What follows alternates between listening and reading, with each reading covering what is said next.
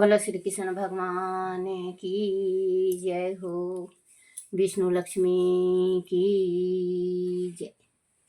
श्रीमद् भागवत सार की जय।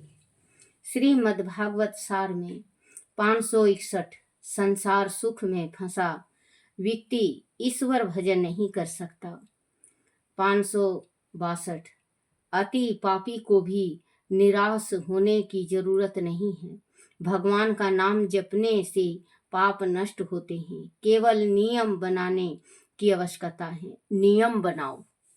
पूजा भक्ति पाठ जो कुछ भी करते हो आप नियम बना लो। एक नियम रहेगा तो घर में सुख शांति आएगी।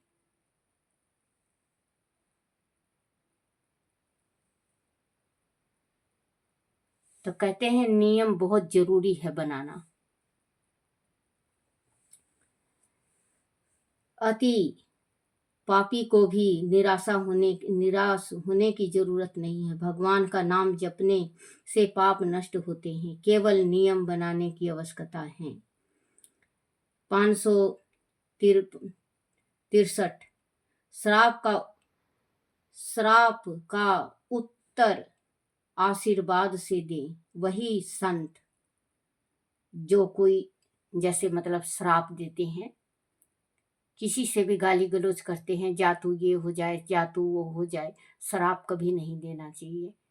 अगर कभी मुंह से भी निकल जाए आपके श्राप तो भगवान के आगे प्रार्थना करना चाहिए, हे मेरे दाता, मेरे मुख से ये शब्द गलत निकल गया है, उसके वास्ते उसका भला करना, फिर इसके बाद हमारा भला करना। क्योंकि जो गलत है मुंह से निकल जाता है, कभी कभी सरस्वती वास करती है तो वो फिर परेशान करता है शरीर को, उसका भी और अपना भी। 564 संपत्ति में जो होश हवास भुला देता है वह दारिद्र होने तक बेहोश ही रहता है। संपत्ति में और अधिक विनम्र होना चाहिए। अगर जिसके पास संपत्ति है तो कभी अभिमान और गरुड़ नहीं करना चाहिए। जिसने अभिमान और गरुड़ करा है तो बच्चों उसमें इतना गरुड़ आ जाता है कि वो एकदम जब धरती में मिल जाता है सब कुछ बर्बाद हो जाता है। आपने देखा भी होगा संसार में राजा से भी राजा घर जिनका होता है वो इतना कंगाल हो जाते हैं कि एक एक रोटी के वास्ते तड़पते। उस टाइम उनको होश आता है, काश में दान किया होता, काश में किसी से गलत नहीं बोला होता। तो बच्चों वो आने से पहले ही वो कहते हैं ना, काल करे सो आज करे सो, काल करे सो आज कर, आज करे सो अब, पल में परले होत है, भौरी करेगा कब, राम जपेगा कब। क्योंकि वक्त किसी के वो अधीन नहीं है, वक्त को तो चलना है, वक्त चलता ही रहता है। कहते ना वक्त से काम कर लेता तो मैं आज पछताता नहीं। तो वही किसी किसी को इतना परमात्मा धन देते हैं, लेकिन वो धन के अभिमान में इंसान को इंसान नहीं समझता है, जानवर समझने लगता है और अपने को भगवान। तो वो उसको परमात्मा फिर ऐसा मिट्टी में मिला देता है कि उसके घर में खाने की भी लाले पड़ जाते हैं। जो कल कल उसके पास खरबोपति का मालिक था और आज वो कंगाल। आप बच्चों संसार में बहुत को देखना, बहुत ही जने ऐसे मिल जाएंगे और फिर जिससे वो दुर्व्यवहार करेगा उसके पास अगर जाके मांगेगा तो वो नहीं देगा, वो ताना मारेगा। उस ताने से बचने से बचो और जो कुछ भी है तुम्हारे पास भगवान को अर्पण करो और थोड़ा थोड़ा आप दान करो और आप थोड़ी थोड़ी खर्च करो। क्योंकि ये माया है। धन दौलत तिरिया पे मत ना करिए अभिमान। क्योंकि ये 3 चीज ऐसी चीज होती है कि कभी अभिमान नहीं करना चाहिए। जिसने भी अभिमान किया वो मिट्टी में मिल गया है। 564 संपत्ति में जो होश हवास भुला देता है वह दारिद्र होने तक बेहोश होता है। वो दारिद्र तक बेहोश रहता है। संपत्ति में और अधिक विनम्र होना चाहिए, बहुत नर्म और बहुत ठंडा इंसान को रहना चाहिए, जिसमें माँ लक्ष्मी का वास हो। लड़ाई दंगा के घर में माँ लक्ष्मी का वैसे भी वास नहीं होता बच्चों, माता रानी नहीं आती लक्ष्मी। 565 विधवा स्त्री गंगा की तरह पवित्र है, उसके प्रति अधिक आदर करो। जो विधवा स्त्री हैं वो गंगा के जैसे पवित्र होती हैं, उसका आदर सत्कार किया करो। अगर विधवा औरत के तरफ गलत दृष्टि से देख लिया या गलत मन में सोच लिया या उसके वास्ते कुछ आपने वो करे, तो बच्चों आप कईयन खरबों बरस तक नरक में पड़े रहेंगे। और जो स्त्री विधवा है उसको भी गलत नहीं सोचना चाहिए, ना गलत मन में लाना चाहिए, नहीं तो उसका भी नरक तैयार है। 565 विधवा स्त्री गंगा की तरह पवित्र है, उसके प्रति अधिक आदर करो। 566 मंत्र मूर्ति माला कभी मत बदलना। बच्चों 3 चीज कभी नहीं बदलना चाहिए, ध्यान से सुनना और आप अमल भी करना। इसको जरूर अमल करना बच्चों, क्योंकि ये भगवान की भक्ति का है। मंत्र, आपने जो मंत्र ले रखा, मंत्र मूर्ति, जैसे एक मूर्ति की तस्वीर नहीं, मूर्ति होता है अष्ट धातु का। जैसे मैं कई दफे दिखाती हूँ आपको, माँ भगवती का है मेरे पास, श्री कृष्ण भगवान का है अष्ट धातु का, राधा कृष्ण का अष्ट धातु का है मेरे पास, और माँ भगवती का है अष्ट धातु का। तो इनको कभी नहीं बदलना चाहिए। हाँ, दूसरा ले आओ, इनके पूजन करो, दूसरा ले आओ, आप पूजन करो। अगर आप वीडियो बना रहे हैं तो बड़ा मंगा के और आप वीडियो बना सकते हैं, लेकिन आप अपने घर की मूर्ति को नहीं बदलना चाहिए। खंडित होने के बाद गंगा जी में प्रवाह करना चाहिए। अगर देवी की या भगवान की, किसी भी देवी देवता की अगर आपके पास मूर्ति है और खंडित है, उसका पूजन नहीं करना चाहिए बच्चों। उसका पूजन करने से महादोष लगता है, महादोष, दोष नहीं महादोष। और उसका पूजन नहीं करना चाहिए, उसको प्रवाह कर देना चाहिए। फिर इसके बाद उसकी दूसरी मूर्ति ला के गंगा जल से धो के पंचामृत से नहला के और घर की शुद्धि करके फिर उस मंदिर में आप रखो और कहो कि हे मेरी माँ शक्ति, अब आप इसमें विराजमान हो। उस मूर्ति में माँ विराजमान होगी और आप नित्य नेम दोनों टाइम पूजा किया करो, तो देखना आपको फलित होगा। 3 चीज कभी नहीं बदलना चाहिए। मंत्र, जो मंत्र आप या भगवती का मंत्र ले रहे हैं या ओम नमः शिवाय का मंत्र ले रहे हैं या वो श्री कृष्ण वासुदेव का मंत्र जाप कर रहे हैं, चाहे हनुमान जी का, किसी चीज का भी, गायत्री माता का, चाहे किसी का भी जाप कर रहे हो, आप दूसरे के बकावे में आके अपना मंत्र को मत बदलना। क्योंकि ये मंत्र जब एक दफे चालू हो जाए, उस मंत्र को अंत तक जाप करते रहना चाहिए।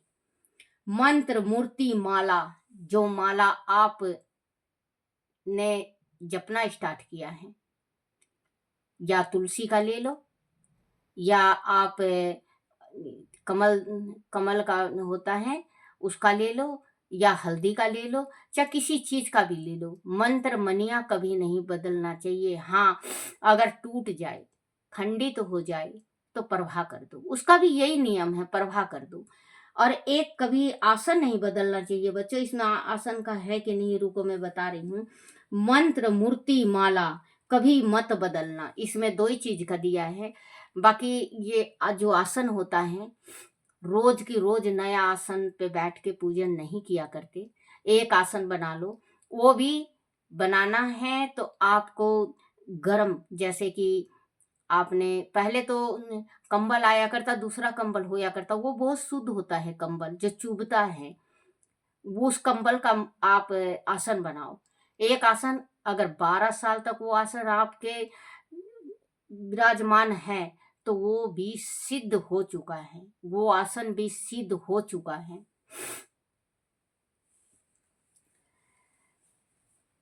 557 जिस पर भगवान को विशेष कृपा करनी होती है, जिस पर जिस पर भगवान को विशेष कृपा करनी होती है, उसे वह लौकिक सुख सुख विशेष विशेष नहीं देता। उसको लौकिक, जैसे उसको माया नहीं देगा, उसको थोड़े तंग रखेगा परमात्मा, क्योंकि कहते हैं ना कि भूल जाते हैं इंसान, जिस टाइम माया के चक्कर में पड़ता है तो भूल जाते हैं। जिस पर भगवान को विशेष कृपा करनी होती है, उसे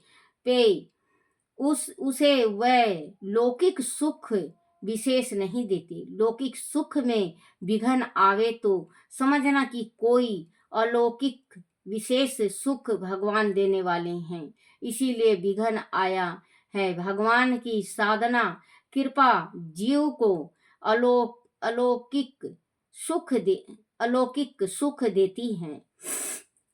558 विवाह के पश्चात मनुष्य से, सॉरी बच्चों माफ करना, विवाह के पश्चात बहुत से मनुष्य पशुओं की तरह जीवन बिताते हैं। विवाह के बाद जैसे शादी हो जाती है तो पशु के जैसे जीवन बिताना स्टार्ट कर देते हैं। वो पशु के समान जीवन क्या होता है बच्चों, क्या होता है मालूम है आपको? जैसे कि अगर आपकी शादी हो गई, आप सुबेरे उठना बंद कर दोगे, आप नहाना धोना बंद कर दोगे, पूजा पाठ करना बंद कर दोगे, 24 घंटा तिरिया के साथ सोते रहोगे, अपनी स्त्री के साथ काम करना जाना बंद कर दोगे, माँ बाप को उल्टा बोलोगे, अपने परिवार से दूर हो जाओगे, अरे रात की बासी खाना खाना स्टार्ट कर दोगे, रहने दे आज ये बासी खा लेंगे, ये सारा काम करना इंसान चालू कर देता है तो उसको कहते हैं दलिद्र।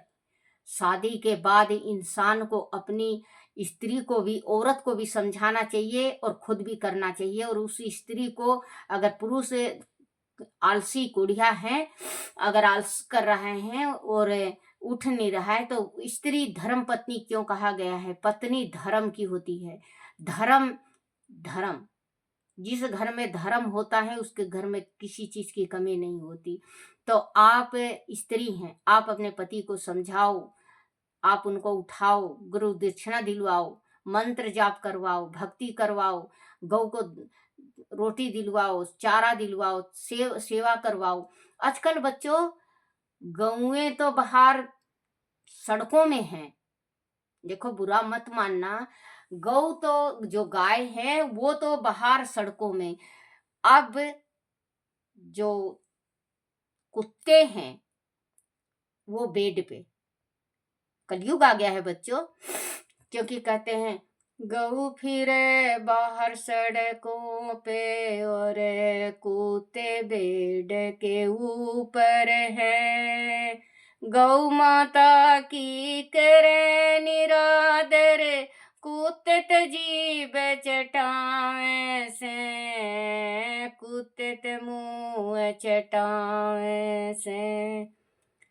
गौ देती आशीष सभी को, गौ देती आशीष सभी को, कुत्ते लाडिल डावे से, गौ फिरे बाहर सड़कों पे और कुत्ते को पाला जाए से, कुत्ते न पाले जावे से। कुत्ते, क्योंकि कुत्ता होता है रखवाली, होता था ना बच्चों, कुत्ता होता था रखवाली बाहर का, वफादार। और गौ होती थी माता, बच्चों को दूध पिलाने वाली, पेट भरने वाली बच्चों का, हमें घी दूध मक्खन देने वाली। आज गौओं की वो दुर्गति हो रही है बच्चों कि सोच के और समझ के दिल थर्रा जाता है। गौ ब्राह्मण और कन्या का कोई नहीं हो अपना। गौ ब्राह्मण और कन्या का, क्योंकि इनको श्राप मिला हुआ है, गौ को श्राप मिला हुआ है। अमावस को, जो सोमती अमावस होती है, उनको श्राप मिला हुआ है और कन्या को श्राप मिला हुआ है। ये तीनों को श्राप मिला हुआ है। कन्या को कहा गया था कि जा, आज हम तड़प रहे हैं एक कन्या के दान के वास्ते, कन्या नहीं हुई। और कलयुग में इतनी कन्याएं होंगी, घर घर में 2-2 4-4 कन्याएं फिरेंगी और कन्याओं की हत्या होती रहेगी, गर्भी में मारी जाएगी। सॉरी बच्चों, माफ करना मेरे को, क्योंकि अब बहुत बंद हो गया है। सरकार ने बहुत ज्यादा, बहुत ही अच्छा काम किया है, नहीं तो बहुत गलत काम होता था। और गौओं की दर दर भटकेंगी, कूड़ा खाएंगी, बिष्टा खाएंगी। गौ को, इसको गौ को श्राप दिया था कृष्ण जिसने, भोलेनाथ ने, जिस टाइम ब्रह्मा जी का सिर कटा था, जिस टाइम ब्रह्मा जी का साथ दिया था, गौ ने झूठ बोला था कि हाँ मैंने देखा है कि इनको था मिल गया, इनको भगवान को, ये ब्रह्मा जी को था मिल गया कि ये छोर यहाँ तक है, तो झूठ बोला था। तो इसका ब्रह्मा जी का गर्दन काट लिया था शिव जी ने, और गौ को श्राप मिला था कि जा, अगला हिस्सा तेरा नापाक होगा और तू विष्ठा खाएगी। तो अब के जो गौ हैं बच्चों, गली गली में फिरती हैं, देखो जो गंद भी फेंका जाता है, वो क्या कहते हैं आजकल, डाइपर वगैरह, और वो भी, और कूड़े में जाके मुंह मारती है तो विष्ठा ही खाना होता है। और कन्याओं को श्राप मिला था कि जाओ, इन्हें दिया था कौरव पांडवों ने कि तुम्हें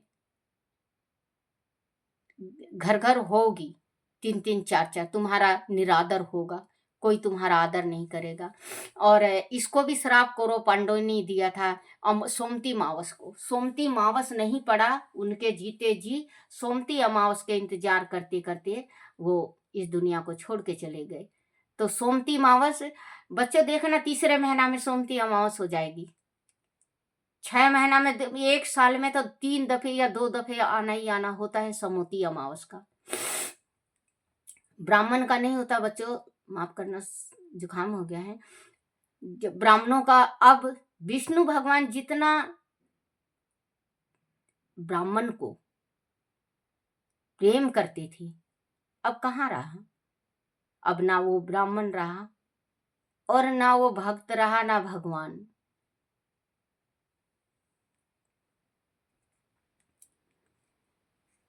विवाह के पश्चात बहुत से मनुष्य पशुओं की भांति जीव बिताते हैं, पशु के जैसे, वो पशु समान होते हैं, दारिद्र। 569 मुझ में अभिमान नहीं है, वह मानना भी अभिमान ही है। अगर कोई सोचता है कि मैं अभिमानी नहीं हूं, उसमें वो भी अभिमान है, क्योंकि वो सोच रहा है ना कि मैं अभिमान नहीं करता। आपके सोचने से थोड़ी ना होगा, मैं हूं और आप सोचो तो होता है। अब मैं हूं, मैं कह दूं मैं तो पुजारी हूं, मैं तो पंडितानी हूं, मैं तो ये हूं, मैं तो वो हूं, मैं तो भक्ति करती हूं। तो बच्चों, कोई दूसरा बोले ना तो भक्ति होता है, भगवान बोले तो भक्ति होता है। मैं बोलने से मुझे थोड़ी ना मेरी भक्ति होगी। मुझ में अभिमान नहीं है, यह मानना भी अभिमान है। 570 मनुष्य अहंकार से दुखी होता है, अहंकार का अर्थ है मूर्खता। अहंकार जिसने भी किया वो मूर्ख है। 571 दूसरों को ज्ञान दे और स्वयं विपरीत आचरण करे, वह राक्षस है। अगर दूसरे को ज्ञान दे रहा है और अपना खुद विपरीत, जैसे दूसरे को ज्ञान देता है कि ये भाई पाप मत करो, ये पाप करना गुनाह है, और खुद ही पाप करता है, तो वो राक्षस होता है।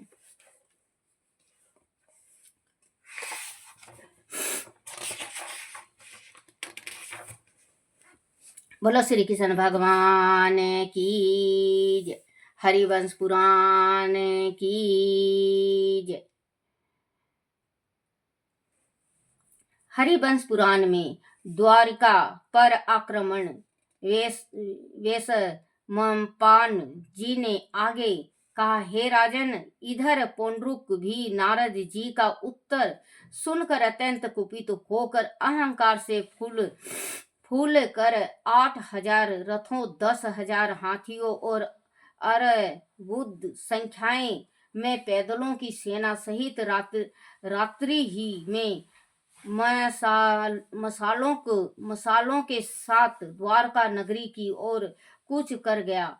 द्वारका को घेर कर उस रमोन्नत अभिमानी ने रण भरी बाजा बजा दी। तब युद्ध घोषणा को सुनते ही यादव वीर अल्प समय में ही शस्त्र अस्त्र से सुसज्जित होकर बलराम, सत्याकी, हरदी, कै, निष्ठ, उद्धव आदि श्रेष्ठ योद्धाओं के नेतृत्व में रण में आ डटे। कृष्ण तब बद्री वन में थे, अंत वह इस सेना में सम्मिलित नहीं हो सकते थे। फिर तो वह महान युद्ध छिड़ गया। उस रण में महावीर सत्याकी प्रतापी पांडुरंग के बाणों से आहत होकर क्षण भर को मूर्छित हो गया। फिर चेतित होकर उसे पांडुरंग के सारथी घोड़े और रथ को नष्ट कर दिया और पांडुरंग की भी छाती में बाण मारकर घायल किया। तब पांडुरंग ने अत्यंत कुपित होकर सत्यायिक को 60 बाणों से और प्रति उत्तर में सात्विक ने उसे 70 बाणों से घायल किया। तब एक दूसरे के द्वारा धनुष को काट दिया जाने पर वह दोनों भूमि पर आकर लात घूसों से ही लड़ने लगे। इस प्रकार वह महा अभिमानी पांडुरंग महावीर सात्विक से उलझा हुआ सांड से उलझे हुए सांड की भांति शोभा पाने लगा। उधर निषादों के राजा महान धनुधर एकलव से महाबली बलराम उलझे हुए थे। बलराम ने 10 बाणों से उसे घायल कर अन्य 10 बाणों से उसके धनुष को काट दिया। 10 बाणों से सारथी को मारा और 30 बाणों से उसके रथ को तोड़ दिया।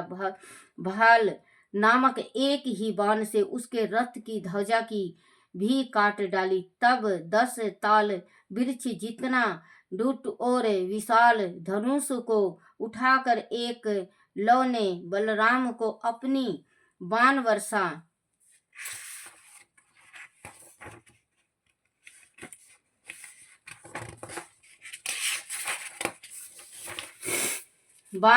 आहत किया। महापराक्रमी बलराम ने तब क्रोध होकर एक लव के उस दीप धनुष को भी मुष्टिया के पास से काट डाला। सर्प के समान भयंकर 10 बाणों से अपने दीप धनुष को भंग हुआ देख एक लय ने अत्यंत क्रोध के साथ निशित नामक खंड बलराम पर फेंका, जिसे के साथ बलराम ने मार्ग में ही अपने बाणों से छीन भिन्न कर दिया। तब सिंह के समान गरजते हुए बलराम ने निषादों की सेना पर वह कहर बरसाया कि रात्रि में ही मांस भक्षी पिचास निषादों की सेना के शौक के लोथड़ों में से आंतड़ियां खींच कर खाने लगे और उन्हें फाड़ कर नसों से उनका रक्त चूसने लगे। बोलो श्री कृष्ण भगवान की जय हो। श्री कृष्ण गोविंद हरे मुरारी, हे नाथ नारायण वासुदेवाय, हे नाथ नारायण वासुदेवाय, हे नाथ नारायण वासुदेवाय। बोलो श्री कृष्ण भगवान की जय हो। अपने अपने माता पिता की जय हो। अपने अपने गुरुदेव महाराज की जय हो। बोलो भागवत सार की जय हो।